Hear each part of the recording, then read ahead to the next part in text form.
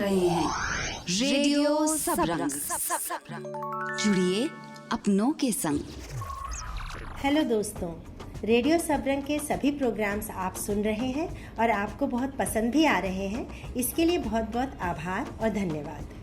मैं हूं रमनी श्याम और आज आपके सामने हाजिर हूं एक और थॉटफुल प्रोग्राम के साथ। हमारे देश का युवा वर्ग समझदार और एजुकेटेड तो है ही, साथ ही मैच्योर भी। पढ़ाई का स्ट्रेस भी वो लेते हैं तो अपने फेलियर से सबक भी लेते हैं, लेकिन आगे बढ़ने से रुकते नहीं हैं। आज हमारे साथ ऐसे ही दो यंग मैन हैं जिनके रास्ते में कई रुकावटें, कई ऑब्स्टिकल्स आए, लेकिन वो रुके नहीं। उनके कदम अपनी मंजिल की ओर लगातार बढ़ ही रहे हैं। एजुकेटेड होने का मतलब ये नहीं कि आप सूट बूट पहनकर केवल 9 to 5 वाली जॉब करें।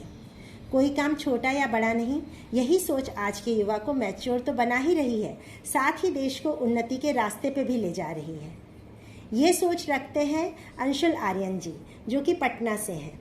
उनसे मुलाकात की रेडियो सबरंग से संगीता रावत ने। आज के समय में जो हर कोई फास्ट फूड की तरफ आकर्षित है इतना, तो आपने हेल्दी ब्रेकफास्ट के बारे में ही कैसे सोचा? मैम एक्चुअली मेरा टारगेट जो था वो मॉर्निंग वॉकर्स ही थे।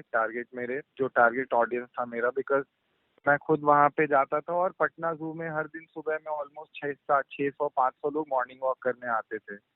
तो मेरा टारगेट यही था कि मैं उन लोग को अगर केटर कर पाऊंगा तो ऑब्वियसली उनके थ्रू मैं और मार्केट को कैप्चर कर सकता हूँ। तो ऑब्वियसली जैसा आपने बोला कि फास्ट फूड का जमाना है, तो हमने भी कुछ कुछ इनोवेशन किए अपने डिशेस में। जैसे इडली को हमने इडली चिली बना दिया, उसमें वो बिल्कुल पूरा चाइनीज टेस्ट आता है, बस पनीर चिली की जगह पे इडली रहता है। फिर इडली का उपमा बना दिया हमने। और भी जैसे ओट्स वगैरह हैं बच्चों के लिए, वहाँ पे ओट्स शेक है, फिर ओरियो शेक वगैरह रहता है। तो वो काफी मतलब बच्चे जैसे इडली चिली काफी डिमांड रहता है हमारा स्टॉल पे। हमारा आउटलेट है स्विगी जोमेटो पे भी, तो उस पे भी काफी ऑर्डर्स आने लगे हैं। फ्यूजन डिशेस ट्राई करते रहते हैं मैम अपने से कुछ कुछ एक्सपेरिमेंट। तो ये सब आप खुद ही तैयार करते हैं या आप किसी की हेल्प लेते हैं इसमें? मैम जब काम शुरू किया था, जब तो बहुत छोटे से शुरू किया था, तो खुद से ही सब करते थे। जैसा मैंने आपको बताया, मैं, मेरी बहन और मेरे जीजू 3 लोग मिलके हम लोग सारा कुकिंग से लेके हर कुछ करते थे। पर धीरे धीरे अब ऑलमोस्ट 1 साल हो गया है वहाँ पे स्टॉल पे काम करते हुए। 5-6 महीने से जोमेटो चल रहा है, तो लोगों का बहुत प्यार मिला। मतलब ये समझ लिए मैम कि एक ड्रीम राइड की तरह था। एक मजबूरी में मैंने शुरू किया था और मैंने ये सोचा था कि बस रोजमर्रे की जिंदगी मेरी चलती रहे, खर्चा पानी अपना पॉकेट मनी जो है वो निकलता रहेगा, बाकी फिर आगे देखेंगे क्या करना है। बट धीरे धीरे इसमें ही घुसते चले गए इतना कुछ। अब तो मतलब काफी अच्छा हो गया है। अब बहुत लोगों का प्यार मिलता है, सपोर्ट मिलता है। जहाँ जाता हूँ लोग जानने लगे हैं। 2-4-5 अच्छे लोगों से जान पहचान हो गई है इस काम की वजह से। तो काफी अच्छा एक्सपीरियंस रहा मैम, काफी बहुत ही अच्छा एक्सपीरियंस रहा ओवरऑल अगर बोला जाए तो। एक्चुअली मेरा मोटिव कभी पैसा कमाना था ही नहीं। मेरा मोटिव ये था कि लोगों को, क्योंकि मैं भी बचपन से बाहर रहा हूँ, तो मैं हमेशा से बाहर का ही खाना खाया हूँ। तो एक आदमी के मन में जो वो बैठ जाता है ना कि बाहर का खाना है, मेरा मेन मोटिव इंसान के, यहाँ के लोगों से के दिमाग से वो चीज निकालनी थी कि भाई ठीक है, आप बाहर से मंगा के खा रहे होगे, वो एक प्लेटफॉर्म हो सकता है, वो एक जरिया है मंगाने का, लेकिन आप जब खाओगे खाना तो आपको ये नहीं लगेगा कि हाँ किसी होटल का खाना है। लेकिन आपको क्या कोई चुनौतियों का भी सामना करना पड़ा है इस सबको स्टार्ट करने में? चुनौतियां तो हर काम में होती है मैम। चुनौती किस काम में नहीं है? कोई छोटा से छोटा काम भी आप अगर करना शुरू करोगे तो उसमें 100 चुनौतियां होती हैं। पर आप पे वो निर्भर करता है कि उन चुनौतियों को आप किस ढंग से लेते हो। आप उसको एक हार के रूप में देख रहे हो या एक एक्सपीरियंस के रूप में देख रहे हो। तो मुझे जब भी चुनौतियां फेस करनी पड़ती थी, क्योंकि मेरा बिजनेस बैकग्राउंड था ही नहीं, मुझे बिजनेस का बी भी नहीं आता है, तो जब मैं बिजनेस बैकग्राउंड में घुसा तो बहुत कुछ समझ में आया कि लोगों से कैसे बात करते हैं, क्या बताना है, क्या नहीं बताना है, सामान कहाँ से खरीदना है, कैसे खरीदना है। तो ये धीरे धीरे एक्सपीरियंस होते होते ही सीखा। स्टार्टिंग में दिक्कत होती थी, थोड़ा फ्रस्ट्रेशन भी होता था कि यार क्या ये सब कर रहा हूँ सही भी है या नहीं, इज इट वर्थ इट, जितना एनर्जी दे रहा हूँ, टाइम दे रहा हूँ, वो उसका वर्थ रहेगा या नहीं रहेगा। बट वो एक्सपीरियंस जब भी लगता था कि नीचे गिर रहा हूँ, वो यही लगता था कि भाई नीचे इसलिए गिर रहा है क्योंकि एक स्प्रिंग है, फिर यहाँ से जब तू ऊपर उठेगा तो फिर तुझे कोई रोकने वाला नहीं रहेगा। इसके अलावा आपकी क्या क्या हॉबीज हैं? इसके अलावा तो मैम हॉबीज की जहाँ तक बात की जाए तो पहले मैं एक्चुअली इससे पहले मैं प्रोफेशनल क्रिकेटर था मैम। मैं मध्य प्रदेश टीम के लिए खेलता था और अच्छा। Under 15, under 17, under 19 age group में मैं मध्य प्रदेश और झारखंड को रिप्रेजेंट किया हुआ हूँ। अरे पर वाह। 2012 में मेरी उंगली टूट गई थी मैच खेलते टाइम, तो तब से ही मतलब क्रिकेट छूट गया था। फिर ओ। पढ़ाई वढ़ाई करने लगा और क्रिकेट के अलावा मैम गाने का शौक है मुझे। कभी मैंने गाना सीखा नहीं है, पर हाँ 1-2 बार इंडियन आइडल के ऑडिशंस वगैरह में गया हुआ हूँ, वहाँ पे भी अच्छा, 3-4 राउंड तक क्लियर किया हुआ हूँ। पर हाँ ये बस शौक है, गाना शौक है। तो आप क्या हमारे श्रोताओं के लिए कुछ 1-2 लाइनें गुनगुनाना चाहेंगे? बिल्कुल मैम, सुनाता हूँ। एक काफी फेवरेट सॉन्ग है मेरा, और जब भी मुझे उदास फील होता है या कुछ लगता है कि नहीं कुछ ऐसा सही नहीं हो रहा है, तो मैं हमेशा ये गाना सुनता हूँ। और ये गाना है कि मैं पल दो पल का शायर हूँ, पल दो पल मेरी कहानी है, पल दो पल मेरी हस्ती है, पल दो पल मेरी जवानी है, मैं पल दो पल का शायर हूँ। पहले के गानों में ये बात तो थी, भले ही आज के जितना म्यूजिक ना हो, पर मतलब काफी होते थे उन गानों में मैम। तो आपके फूड वैन में सबसे ज्यादा बिकने वाली, सबसे डिमांडेड कौन सी है? तो जू की बात करें तो जू पे तो ऑब्वियसली इडली फेमस है, क्योंकि हमने इडली से ही काम स्टार्ट किया था। इडली हमारा यूएसपी है, तो हमें लोग वहाँ पे इडली वाले के ही नाम से जानते हैं। बट और भी चीजें हैं, ढोकला काफी फेमस है हमारा, और पोहा हो गया। तो इडली हो गया, ढोकला हो गया। फिर जोमेटो पे मैम चाइनीज काफी बिकता है हमारा, चाइनीज काफी फेमस है। इंडियन में भी आपको मटर paneer, paneer butter masala, because हम लोग कोई भी कलर वगैरह या कोई प्रिजर्वेटिव यूज नहीं करते हैं। बिल्कुल जैसा घर में हम लोग अगर पनीर बटर मसाला बनाए तो घर की रेसिपी जो रही वही यूज करते हैं, तो इसकी वजह से लोग को वो टेस्ट आता है। और मेन्यू भी आप जैसे हमारा देखेंगी तो बिल्कुल घर वाला ही मेन्यू है सारा, भुजिया वगैरह आलू के, भिंडी के, गोभी के। कोविड के बाद मैंने ये फील किया मैम कि लोग बहुत ज्यादा हेल्थ कॉन्शियस हो गए हैं। हाँ, ये मतलब बिल्कुल लोगों सही को बात है। अब चीजों के बारे में पता है। जैसे ओट्स में मैं 5-6 चीजें, चिया सीड डालता हूँ, केला रहता है, ओट्स रहता है, दूध दही रहती है, उसमें कोई चीनी या हनी नहीं रहता है। तो लोगों को पता है कि चिया सीड क्या होता है, ओट्स के क्या फायदे हैं। या फिर ऐसा ढोकला वगैरह या इडली स्टेपल फूड है। बहुत लोग बोलते हैं इडली चावल है, शुगर बढ़ता है, बट ऐसा नहीं है मैम। इडली क्योंकि वो बैलेंस डाइट है, तो वो स्टेपल है, उससे आपका कोई भी शुगर वगैरह नहीं बढ़ेगा। लेकिन हाँ, कोई भी चीज का एक्सट्रीम कर देंगी तो ऑब्वियसली वो नुकसान देगा ही देगा। तो फूड वैन को लेकर आपके फ्यूचर प्लान्स क्या हैं? आगे मैम काफी लोगों ने मुझे अप्रोच किया है साथ में जुड़ के काम करने के लिए। बहुत यहाँ पटना के कुछ बड़े बड़े रेस्टोरेंट वाले और होटल वालों ने मुझसे कांटेक्ट किया कि आप मेरे साथ काम करिए, अपना आइडिया मेरे साथ लगाइए। बट मुझे पार्टनरशिप में काम करना नहीं है, तो इसलिए मैं धीरे धीरे I am taking small steps at a time. ये नहीं कि 10 जगह एक ही बार में हाथ फैला दिया तो चीजें फिर उससे हेवायर हो जाएंगी। तो अभी ये जो हमारा आउटलेट है जनवरी से शुरू हुआ है, ये दिसंबर तक पूरा सेट हो जाएगा अच्छे से। उसके बाद दिसंबर में मैम एक मैं और पटना में ही आउटलेट खोलूंगा, वो भी क्लाउड किचन ही रहेगा। एक्चुअली वो पटना के दूसरे पार्ट में रहेगा, बिकॉज मेरे यहाँ से 10-12 किलोमीटर्स का ही डिलीवरी रेडियस है। तो बहुत सारे लोगों के यहाँ पे खाना नहीं पहुंच पाता है जो पटना के दूसरे साइड में रहते हैं। तो अब अगर उस साइड खोल दूंगा तो दोनों साइड के एरिया केटर हो जाएंगे। तो यही प्लान है अभी मेरा तो फ्यूचर। तो रेडियो सबरंग की पूरी टीम की तरफ से आपको फ्यूचर की बहुत सारी शुभकामनाएं। रेडियो सबरंग, जुड़िए अपनों के संग। दोस्तों, हम सभी जानते हैं कि सीए एग्ज़ाम्स टफ होते हैं और छात्र पासिंग परसेंटेज कम होने के कारण मुश्किल से पास कर पाते हैं।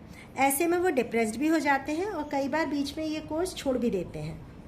ऐसे छात्रों को मोटिवेट करने के लिए रेडियो सबरंग की हमारी साथी अनुराधा श्रीवास्तव ने मुलाकात की यश जैन जी से, जिन्होंने हाल ही में सीए का एग्ज़ाम क्लियर किया है।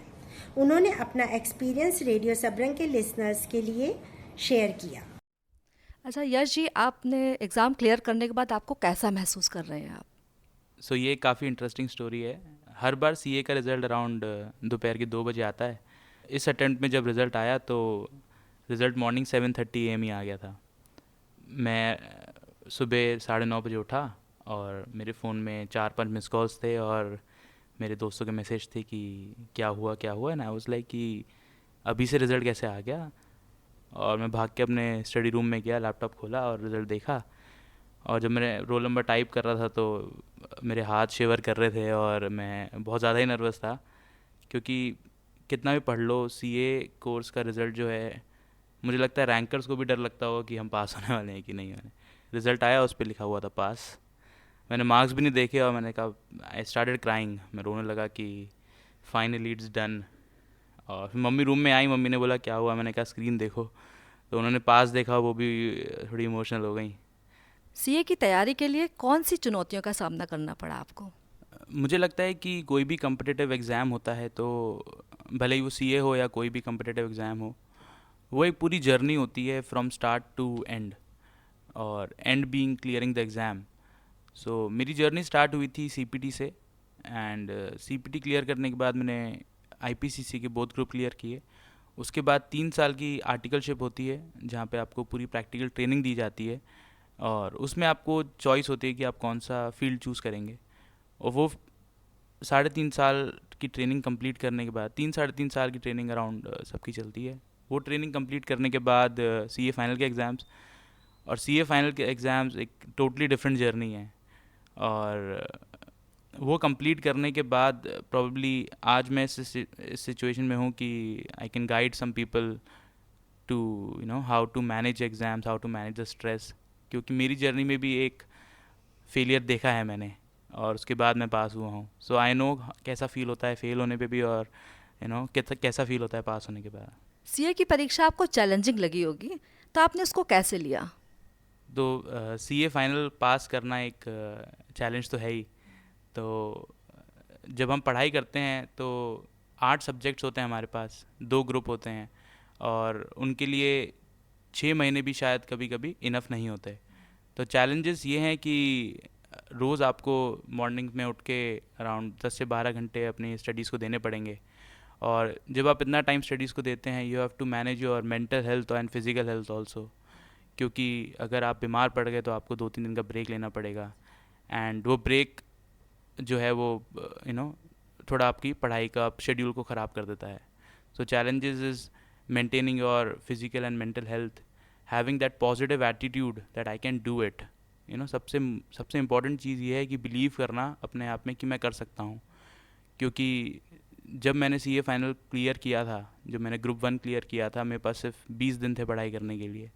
उन 20 दिन में मैं 14 से 16 घंटे पढ़ाई करता था और इफ़ेक्टिवली कोशिश करता था 10 से 12 घंटे की पढ़ाई निकल जाए। लेकिन हर time I use to believe कि मैं कर सकता हूँ, और ये जब बिलीव आप में होता है कि आप कर सकते हो, देन मुझे लगता है कि मंजिल थोड़ी आसान हो जाती है।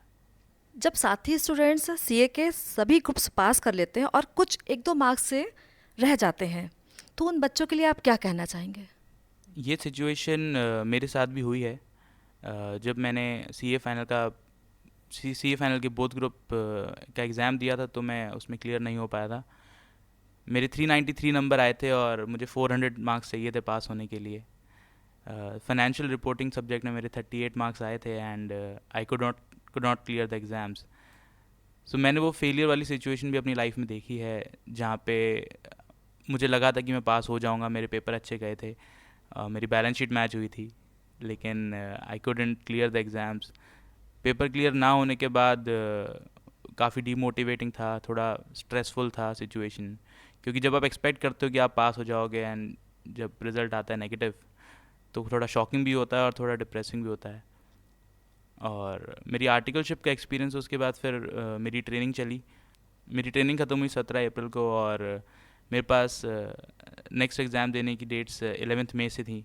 तो मेरे पास इफ़ेक्टिवली 20-21 दिन थे तैयारी करने के लिए ग्रुप 1 के लिए। तो मुझे लगता है कि फेलियर और पास होना और फेल होना is a thing of mind set. Exam की तैयारी के दौरान आपका खान पान और आपका रूटीन कैसा रहा? खान पान और रूटीन के बारे में बताऊं तो मुझे लगता है कि सबसे ज़्यादा क्रूशियल और इम्पॉर्टेंट चीज़ आपका रूटीन ही होता है, क्योंकि एक डिसिप्लिन मेंटेन तो करना ही पड़ता है आपको पढ़ने के लिए, और एक मोटिवेशन चाहिए होता है रोज़ सेम जगह और सेम बुक्स पढ़ने के लिए फॉर नंबर ऑफ़ आवर्स। इसमें आपकी हेल्प करती है आपकी diet, because diet is very important, you know. क्योंकि अगर आप बहुत ज़्यादा जंक फूड या बहुत ज़्यादा खाना खाएंगे तो आपका जो ब्रेन एक्टिविटी है वो डाइजेशन की तरफ मूव करेगा, एंड फोकस आपका थोड़ा ख़राब हो सकता है, आप ड्राउजी और स्लीपी फील कर सकते हो। तो मुझे लगता है कि आपका डाइट लाइट होना चाहिए, नंबर ऑफ़ फ्रूट ज़्यादा होने चाहिए, और पानी आपको ज़्यादा पीना चाहिए, क्योंकि आप जितना ज़्यादा पानी पिएंगे उतना ज़्यादा आपका माइंड फोकस में रहेगा। और 6 से 7 घंटे की नींद इनफ होती है अगर आप रोज़ सेम शेड्यूल में आप सोएंगे तो।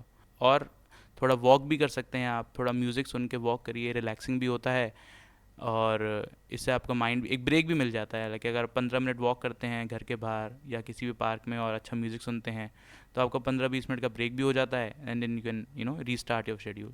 पढ़ाई के अलावा और क्या क्या शौक है आपके? पढ़ाई के अलावा मेरे काफ़ी अलग अलग शौक़ भी हैं। मैं एक म्यूज़िशियन हूँ, मैं 8 साल की उम्र से गिटार बजा रहा हूँ। अच्छा। तो अराउंड 12 साल से मैं म्यूज़िशियन हूँ, और एक बैंड के लिए परफॉर्म भी किया है, अराउंड 30 स्टेज शोज़।